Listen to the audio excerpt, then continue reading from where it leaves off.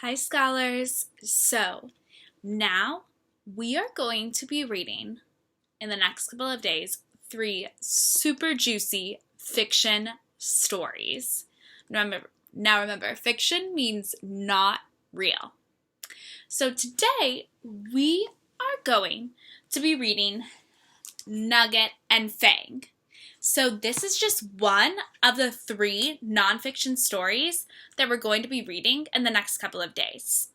And while we're reading those stories, we are going to be making connections from books that we've read in the past to them.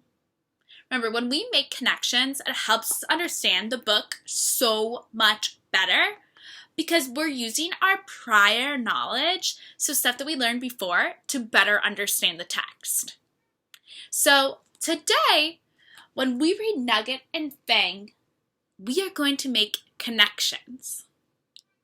And when we're making these connections, we are going to be using stuff that we learned from before. So let me tell you a little about this story. This is a story about 2 best friends. Nugget, who is a minnow, which is a baby fish, and Fang, who is a shark. We learned a lot about sharks in the past couple of days. So we learned about sharks yesterday. We finished that up. And we also researched sharks the week before that. So I know that we have so much knowledge on sharks that we're going to be able to connect this story and what we hear about Fang to what we learned about sharks in the past. Let's get started.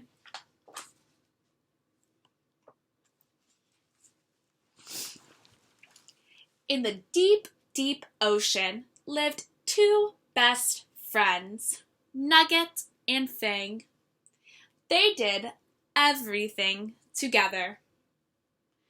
Wow! So on this page, I am learning about characters in the story, Fang and Nugget.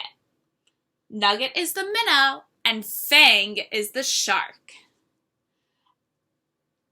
I would expect Nugget to be friends with other minnows and Fang to be friends with other sharks.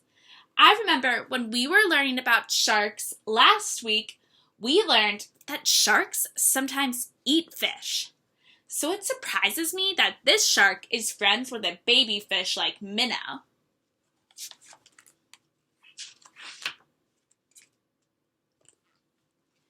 They swam over, glug. They swam under, glug glug. They swam all around, glug glug glug. Life was close to perfect. Boo!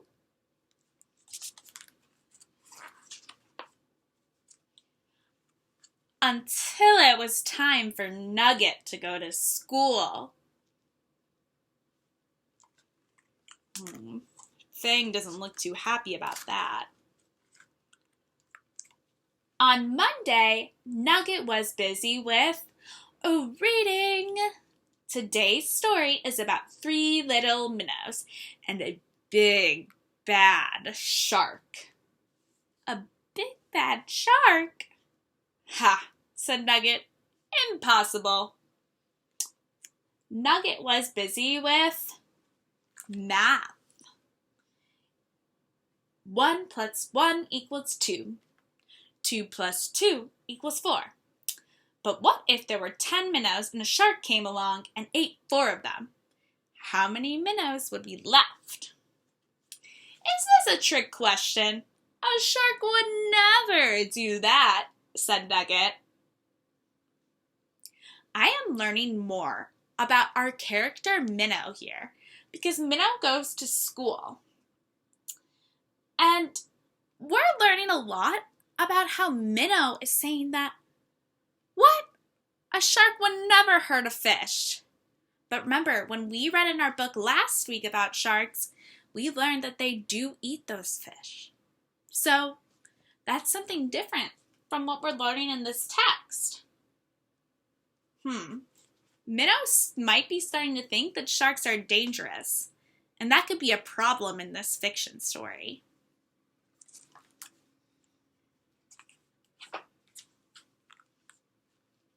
And Nugget was busy with science. Sharks are scary. Here's the proof. The stuff on that poster isn't true, said Nugget. My best friend is a shark. Have you lost your gills? Sharks and minnows can't be friends. Hello, sharks eat minnows. Nugget was shocked. And apparently delicious.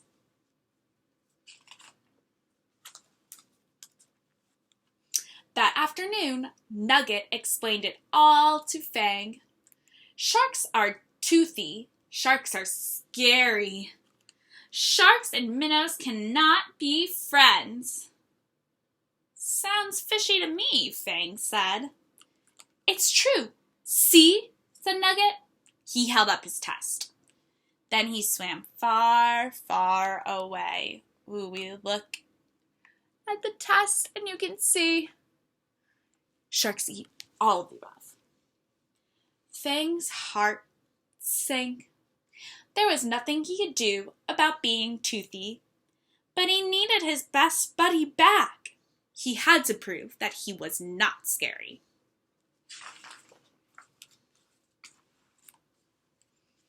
On Tuesday, Minnie Minnows had a surprise visitor. A very big surprise visitor. The visitor gave Nugget his friendliest smile. Shark! Swim for your lives! Oh my algae, said Nugget. It's Fang! Scholars, who is the surprise visitor to the school? What happened when he visited?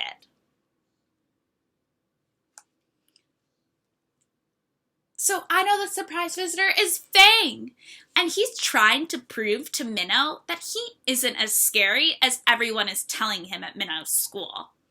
But even though he dressed all up and was trying to be silly, they still were scared because he had those big, sharp teeth. Let's see what happens next. On Wednesday, Fang tried a different approach. Dear Nugget, I'd love to have you over for dinner. Sincerely, Fang. He wants to eat you for dinner. Holy mackerel, said Nugget.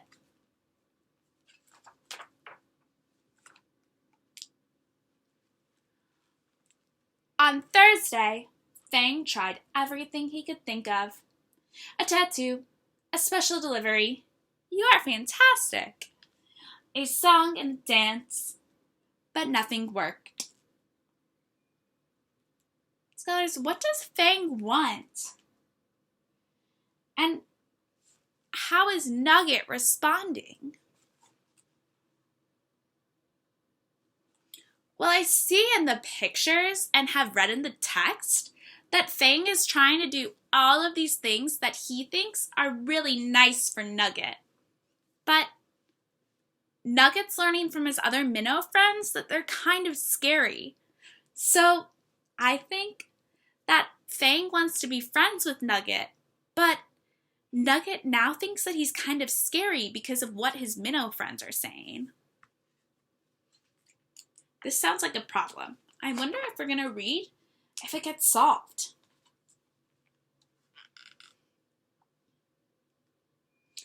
On Friday, Fang was out of ideas. All alone, he swam over, blub. He swam under, blub, blub. He swam all around, blub, blub, blub. Life was not even close to perfect. So, scholars, right now I want you to think about what has happened in this story so far, and what are maybe some of the problems or some things that we've learned in this story that we can use our knowledge from other books to help us understand the text better.